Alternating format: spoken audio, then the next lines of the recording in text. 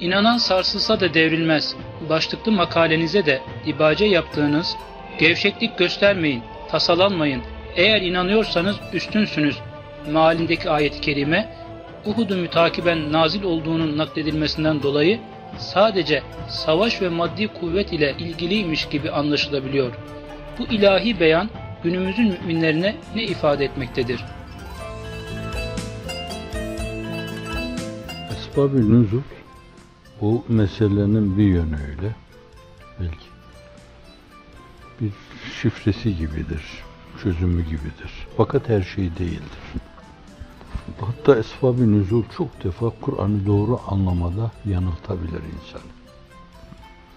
Kur'an'ın bütünü birden görülürse, bütünü birden değerlendirilirse, o esbab-ı nüzul da birdenbire inkişaf eder. Şimdi bu ayet ve la tehinu ve la tahsenu ve antum alâ in kuntum mu'minin. Gevşekliğe düşmeyin, tasalanmayın. Hakiki müminseniz, daha saf, daha duru bir manayla inanıyorsanız, mutlak zikir kemaline masruf, inanmanız gerektiği gibi inanıyorsanız mutlaka üstünsünüz. Bu aynı zamanda bir İslami disiplin olan el hakku ya'alu ve la yu'la aleyh. Lemaatta da Hazreti Üstad'ın değişik yanlarıyla alıp analiz ettiği, tahlil ettiği konuya bakıyor, ona dayanıyor. Hak her zaman üstündür ve hiçbir zaman başka bir şey onun tepesine binemez, onu ezemez, onun sesini kesemez, onu yok sayamaz, onu yok edemez demek. Evet, şimdi bir iki şey var yani bir harabeler, yıkılmış hanumanlar, kimsesiz çöller, emek mahrumu günler, fikri ferda bilmez akşamlar. Meselenin o yanı var. O meseleyi görmezlikten gelme bir yönüyle gamsızlığın esasen İslam adına sinesi çarpmıyorsa bir insanın öyle yaşar. Men lem yehtemme bi emril müslimin feleyse minhum. Müslümanların derdini kendi derdi gibi içinde duymayan onlardan değildir diyor. Şimdi bu meselenin duyulmaması bence olan hadiselerden daha büyük bir beladır. Alvar İmamı belayı ekber oldur kim özünü gaflete salmış. Etrafında olup biten şeylerden hiç haberi yok. İslam çiğneniyor bir yönüyle, dini mübini İslam ayaklar altında payman. Gelen ona toslayıp geçiyor, gelen giden toslayıp geçiyor. Dahilde ona taarruzlar yapılıyor, hariçte ona taarruzlar yapılıyor. Hiçbir şey yokmuş gibi yaşayan insanlar, belayı ekber oldur kim özünü gaflete salmış. Bir kere onun duyulması lazım. Günümüzdeki şartların çok iyi okunması lazım. O şartlar karşısında yerimizin belirlenmesi üzerinde durulması lazım. Böyle bir durumda durmamız gerekli olan yer neresidir? Gerilimimizin ölçüsü ne olmalıdır? Bir insan bunları bilmiyorsa, hadiseleri okuyup esas yerini belirlemesi lazım. Durduğu yerde değil de durması gerekli olan yerde durması ve ciddi bir metafizik gerilime geçmesi lazım. Şimdi işin bir yanı bu. Bunun bilinmesi iktiza ediyor. Orada denen mesaj da odur. Yoksa insanların kuvve-i maneviyelerini kırmak, onları yese atmak, evet, ümit meşalelerini söndürmek meselesi değil. Realiteleri bilmek lazım. Fakat bir diğer taraftan da bir yanıyla ümitle, bir diğer taraftan Cenab-ı Hakk'ın rahmetinin enginliğiyle bir kısım bile olsa inanmış insanların o safiyane inanmaları sayesinde yani bu şebi yelda bile bir gün ne diyelim yani belki ışık ordusu karşısında bozguna uğrayacak, hezimet üstüne hezimet yaşayacak Allah'ın izni inayetiyle şafaklar, fecirleri takip edecek. Meselenin iki yanına birden baktırmak lazım. Meseleye bir French ifadesiyle, manifesto nazarıyla bakılacak olursa, bir günün çok iyi tespit edilmesi, teşhis edilmesi, illetin bilinmesi O ikincisine gelince hani inanmış bir insan olarak, ümitli bir insan olarak ve yapılan şeyler Cenab-ı Hakk'ın namütenahi kudreti, namütenahi kuvveti, namütenahi meşiyeti karşısında hiçbir şey ifade etmez. Hususunu canlandırma, ikisini birden ortaya koyma. O bir bütün halinde anlaşılması lazım. Bence işi sadece bir yanıyla alıp böyle karamsar tablolar çizmek kuvve-i maneviyeyi alır götürür. O Allah'a karşı güvensizliğin ifadesidir. O tarafı hiç görmeme, duymama meselesi sadece böyle oportunist mülahazalarla adam boş ver olur yani gelir geçer bunlar da şimdiye kadar neler oldu, neler geldi geçti. Bu da gamsızlığın, tasasızlığın bir yönüyle İslam'ın dertleriyle dertlenmemenin ifadesi olur. Hafizan Allah sadece kendi şahsi ve hayvani hayatını yaşamaya bağlı işi götürmeden ibaret olur. İki şeyi birden görmek, birden değerlendirmek, birden bakmak lazım. Orada ve la tehinu ve la tehsenu yani acı bir tablo. Üst üste böyle kırılmaların yaşandığı bir yer orada. Pek çok çatlağın olduğu bir yerde. Allah Celle Celaluhu kuvve-i maneviyi takviye ediyor. Durumu onların nazarına veriyor. Tablo bu. Bunu siz işte kendi gücünüzle aşamadığınız görüldü. Akif'in ifadesiyle Allah'a dayan, saye sarıl, hikmete ram ol. Yol varsa budur bilmiyorum, başka çıkar yol. Demek gibi bir şeydir aslında. Evet, şimdi o dönemde o nazil olur ama sebebi nüzul has. Fakat mevzuun leh esasen amdır. Çok yerde yanılabiliriz burada. Mesela şu münasebetle bu ayet nazil olmuştur. Lime tekulune ma la tef'alun. Kur'an-ı Kerim'de belki 30 yerde Yahudi ve Nasara ile alakalı niye dediğinizi tutmuyorsunuz? Neden bozgunculuk yapıyorsunuz? Neden bu nifaka giriyorsunuz? Şimdi bu ayetin onlarla çok irtibatı var. Bütüncül bir nazarla bakmazsanız sadece onu biriyle sözleşmişsiniz, bir muakadede bulunmuşsunuz. Sanki mesele sadece ona aitmiş. Bu Kur'an-ı Kerim'deki enginliği daraltma demektir. Daha doğrusu Kur'an-ı Kerim'i dar havsalarınıza göre dar bir merci irca demektir. Bu açıdan sebebi nüzula, esbab-ı nüzula bakarak bazı şeyleri yorumladığınız zaman hakikate karşı saygısızlık yapmış olursunuz. O bütüncül bir nazarla Kur'an-ı Kerim'e bakan insanların ancak görüp değerlendirebileceği bir şeydir. Hafızlık değil yani. Hafızlık o meselenin onda biridir. Kur'an-ı Kerim bir fihris gibi. Nerede ne var onu bilme demektir. Nerede ne var yani. Bir kelime aklınıza geldiği zaman tehinü kelimesi. Falan yerde tehinü şurada kullanıyor. Gevşekliğe girmeyin. Filan yerde şu münasebetle. Falan yerde şu siyak, şu sibakla. O şurada şöyle bir açılım gösteriyor. Diyecek kadar o meseleye vakıf iseniz şayet sebebi nüzulun da birdenbire orada. O gün mahsus o vakayla alakalı inmenin dışında birdenbire çok geniş bir enginliğe ulaştığını görürsünüz. Kucaklayıcılığa ulaştığını görürsünüz. Şimdi bu da öyle bir şey. Ve la tehinu ve la tahsenu ve entumul alemle in kuntum müminin. Ne zaman olursa olsun her zaman bu türlü gailelerle, badirelerle karşı karşıya kalabilirsiniz. Her zaman çok korkunç böyle her şeyi yıkıp alt üst eden fırtınalar esebilir. Kasıp kavuran yangınlar olabilir. Çok ciddi telatüme envaca maruz kalabilirsiniz. Gemi bütünüyle sarsılabilir. Orada dasitani mahiyette adeta bir manifesto içinde meselenin şerh edildiği gibi ölü olabilir işte. Bütün o hadiseleri bilmek lazım. Karşı tarafı bilmeden sadece kendi bildiğinle o meselelerin üzerine gidersen çok defa kendine de arkandakilere de sağında solundakilere de fiyasko yaşatırsın. Falso yaşatırsın hafizan Allah. Nasıl hadiselerle karşı karşıya bulunduğunu bilmen lazım. Hangi güçlerle karşı karşıya bulunduğunu bilmen lazım. Ona göre ümit açısından, ona göre reca, Allah'a dayanma açısından, esbaba riayetin yanı başında aynı zamanda teveccüh açısından gerekli olan şeyleri yapacak Ve ondan sonra da işte orada dediği gibi eğer mümin iseniz, Allah'a yürekten inanıyorsanız potansiyel olarak üstünsünüz.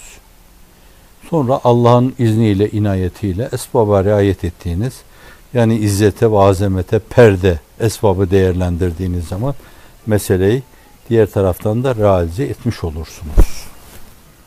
Demek gibi bir şey oluyor. Külliyette ifade edildiği gibi Allah şahıslara değil de insanların vasıflarına bakar ve vasıflarına göre mükafatlandırır. Onları vasıflarına göre değerlendirir. Bu aynı zamanda hasen bir hadis-i şerife dayanır. İnne Allah la yanzuru ila suverikum. Bazılarında velakin yanzuru ila kulubikum ve amalikum var. Bazılarında da sadece ve la yanzuru ila kulubikum. Allah sizin şekillerinize, suretlerinize değil. Genişletebilirsiniz bunu yani. Irkınıza, milletinize, milliyetinize değil. Tarihi geçmişinize değil. Ruh ve mana köklerinizin sağlamlığına değil. Allah sizin kalplerinize bakar. Niyetlerinize bakar. Kendisine teveccühünüze bakar. Ona göre değerlendirir. Şimdi buna irca edilebilir orada. Orada da diyor ki o lemaattaki tahlilinde diyor ki o esas neden yani biz geriyiz onlar ileridir meselesi. Diyor ki her müminin her sıfatı mümin olması şart değildir. Yani bazen istese de istemese de bazen bazı müminlerin bazı sıfatları kafir sıfatı olabilir. Sıralanabilir bunlar. Her kafirin her sıfatı da kafir değildir. Yani kafir kafirdir de Allah'ı inkar eder. Mümin de mümindir, Allah'a iman eder. Fakat bir insanın kamil mümin olması esasen bütün sıfatlarıyla, bütün evsafıyla, bütün hususiyetleriyle mümin olmasına bağlıdır. Çok defa tekerrür ettiği gibi mutlak zikir kemaline masruftur. İnanan deyince hakiki manada kim inanıyorsa o kastedilir. Ben de biraz inanıyorum. Hakiki manada değilse hakiki inanmış insanlara Cenab-ı Hakk'ın vaadi senin için söz konusu değildir. Şimdi diyelim ki mümin sıfatı Allah'a çok iyi yürekten bağlanmayı gerektiriyor. Bu mümin sıfatıdır. Mesela ihsan şuurunu gerektiriyor. Görüyor gibi kulluk yapma. Cenab-ı Hak karşısında kemerbeste ubudiyet içinde el pençe divan dururken hakikaten onun tarafından görülüyor olma mülazasıyla ibadet taatını yerine getirme. Hakiki manada mümin bu. Bir insan böyle değilse mümin olsa da kendisi için cennet söz konusu olsa da fakat sorgulanabilir halleri var demektir bunun. Delikler var demektir. İmani dünyasında bunun güve var. Güve musallat olmuş demektir bunu. Yani iman, İslam ve ihsan. Bunlar aynı kategoride müteala edilen şeylerdir. Mesela başta bu. Bir diğer mesele, mesela metotlu olma mevzu. Bir mümin sıfatıdır. Metotsuz, karma karışık hareket etme, bu kafir sıfatıdır. Şimdi Allah Celle Celaluhu mümin sıfatlarına göre muamele yapıyorsa, sistemli, disiplinli, çalışan insan orada kazanır. Kafir bile olsa dünya cihetiyle kazanır. Ahiret meselesi söz konusu olmayabilir. Mesela çalışkanlık, say. Yine Mesnevi Nuriye'de o notalarda ifade ettiği gibi. Sahi çok önemli bir şeydir. Mesela bu bir mümin sıfatıdır. Tembel tembel yatma, yan gelip kulağın üzerine uzanma meselesi bu bir kafir sıfatıdır. Ömrünü tembel tembel kahvelerde oyun oynayarak, sigara dumanı yudumlayarak, çay içerek geçirme bir kafir sıfatıdır. Yanlış anlamayın. Böyle yapan kafir olur demek değildir. Fakat bu mahiyeti maneviyesine, İslam mahiyetü nefsül emriyesine bir kafir sıfatı yerleştirmiş orada. Orada siyah bir nokta var demektir. Şimdi birisi de harıl harıl çalışıyor ve sistemli çalışıyor. İşte o da o mümin sıfatı onunla ittisaf ettiğinden dolayı kafir de olsa, zalim de olsa muhakkaten başarılı olur. Orada öyle diyor zaten. Muhakkaten başarılı olur ama vel akibetü lil muttakin hakikatini vurguluyor. Yani bir gün o müminlerde dönecek, dolaşacak, gelecek, görüngesini bulacak. Onlar da zatlarıyla mümin oldukları gibi aynı zamanda evsaflarıyla da mümin olacaklar demektir. Vel akibetü lil muttakin. El hakku yalu ve la yu'la aleyh. Mutlak değil diyor zaten o mesele. Mesela mesainin tanzim edilen çalışması terakkilerin esası diyor. Mesainin iyi tanzim edilmesi insan. Ne zaman yatarım ben, ne zaman kalkarım, ne zaman çalışmalarımı sürdürürüm, nasıl çalışırım, bunlar mümin sıfatıdır. Şimdi bu mümin sıfatı bir müminde varsa ona göre mükafatlandırılır o insan. Bu yoksa cennete gitme başka bir meseledir. Fakat dünyada muvaffak olma olamam başka bir meseledir. Şimdi birisi kafirdir. Ne türden kafir olursa olsun mesaisini çok iyi tanzim etmiş. Çok sistemli yaşıyorsa şayet. Uykusu belli, kalkması belli, çalışması belli. Hangi konuda nasıl çalışacak o belliyse bu bir yönüyle çok kısa bir zaman içine çok şeyler sıkıştırır. Dolayısıyla o mümin sıfatının bereketini görür o. Allah Rabbül Alemin'dir. Dünyada onun mükafatını verir. İmanın mükafatı ahirettedir. Mesainin tanzim edilmesi, iş bölümü yapılması mevzu. Kim neyi daha güzel beceriyor, onun ona verilmesi. Nadanlara çok önemli, çok hayati emanetler tevdi edilmemesi. Bu bir mümin sıfatıdır. Bunun yapılması lazım. Biri bunu yapıyorsa o başarılı olur. Müminler bunu yapmıyorsa bunlar yine bir yönüyle ev saflarına siyah bir nokta düşürdüklerinden dolayı hep yenik yaşarlar onlar. Hep mağlup yaşarlar. Mesela birbiriyle yardımlaşma.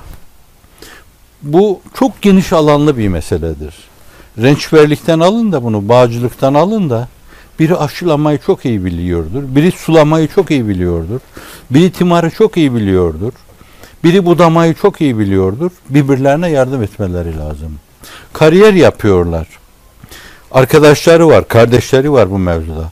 Doküman açısından ona yardım etmek meselesi o taavün düsturunun işletilmesi demektir.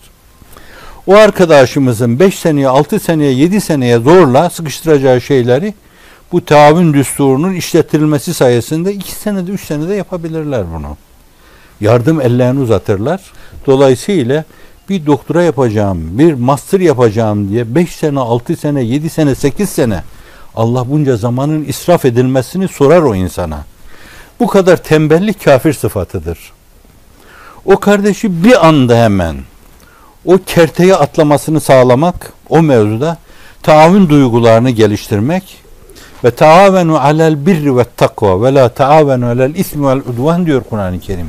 Maide suresinde 2 defa tekrar ediyor bunu peşi peşine. Birru takvada birbirinize yardımcı olun diyor. Günahta, masiyette, isyanda, zinhar birbirinize destek olmayın diyor. Bu Kur'an-ı Kerim'in bir emridir. O taavün düsturunun desteklenmesi, o meselenin bir yönüyle uygulanması meselesi terekkinin esası olarak söyleniyor orada da.